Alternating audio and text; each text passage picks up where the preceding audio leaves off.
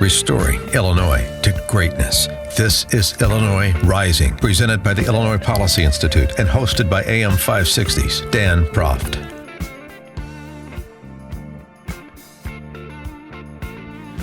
Welcome back to Illinois Rising. I'm Pat Hughes of the Illinois Opportunity Project, filling in for the great Dan Proft. Joining me this week is Austin Berg of the Illinois Policy Institute. Austin, as we talked about on a prior segment, is a writer for IPI and also a great columnist for the Illinois News Network. Austin, big news this week, and I mean big news. FBI Director Comey, is that who it is, decided that he was not going to press forward with an indictment of Hillary Clinton. And I'm not going to get into the legalities of this, but what I do want to talk about is what this means politically for Donald Trump and the Republicans and then the Democrats. It seems to me, you look at the sort of the rise of Trump, you look at the rise of Bernie Sanders within the Democratic Party, you look at what happened in Great Britain with Brexit, this notion that there's a political class, both in Washington, D.C., or if it's the state in Springfield, and that political class can do anything it wants for its own benefit, and the rest of us just have to live with it. I think that sort of feeling is what is moving the electorate this time around. I think that's what's fueling Trump right now, and this circumstance with Clinton getting off, although that helps her legally, politically it can be very damaging because it's feeding a narrative that already exists that Trump can take advantage of it. What do you say about that? I think you're totally right. So the court of law is one thing and is quite powerful, but the court of public opinion is also quite powerful. And regardless of whether criminal charges were pressed, you saw Comey say she was extremely careless, first of all. And second of all, she's been on the campaign trail for months and months saying, I didn't send receive or send classified material from this server. And she did.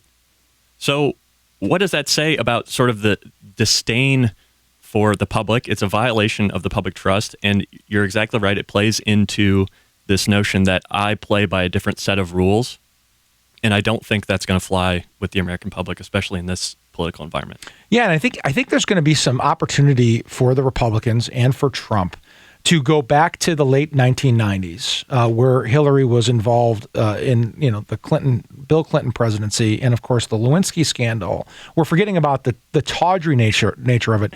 Her willingness to blame, her willingness to point fingers, the vast right-wing conspiracy, and then Bill Clinton's willingness to parse language to get himself out of some serious trouble.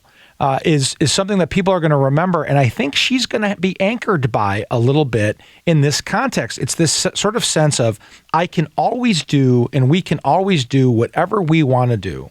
We're not just above the law in the sense of being above the law, though certainly in this circumstance they might be, but that they're better than the rest of us. They're more entitled to the rest of us. And the one thing that in my understanding of the last 40 years of American politics is the electorate, that's something that's very off-putting to them, right? They want to be led.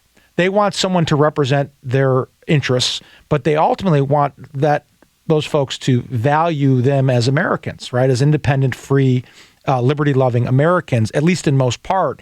And what Clinton has done in this circumstance, what she said, as you've just indicated, is a giant slap in the face to that emotion, to that mentality, to the thing that moves 100 million people on Election Day. And so that's where I think there's some, if Trump can be skilled about it, he can make some big inroads. I think you're right. Also, the parallels between this and in Illinois, where we have 4 of our last 7 governors in prison, are quite interesting. And especially in the segment we talked about earlier, where you see State Senator Lightford saying, line? What line? I don't need to wait in line. Don't you know who I am? I'm not a vendor. I'm a politician. I play by different rules than everybody else, and I should get what I want. And then you see the same disdain in people playing video games on the House floor, and you see the same disdain in people giving one-word answers to legitimate questions about the budget.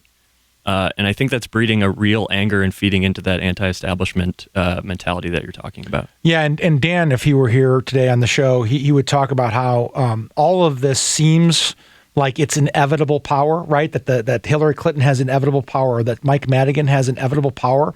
But the reality of it is, it's getting ready to be toppled. It's getting ready to crumble. They're showing themselves to the point where if the right people are in place, if the right policies are in place, it can all come tumbling down for the benefit of the state and for the country.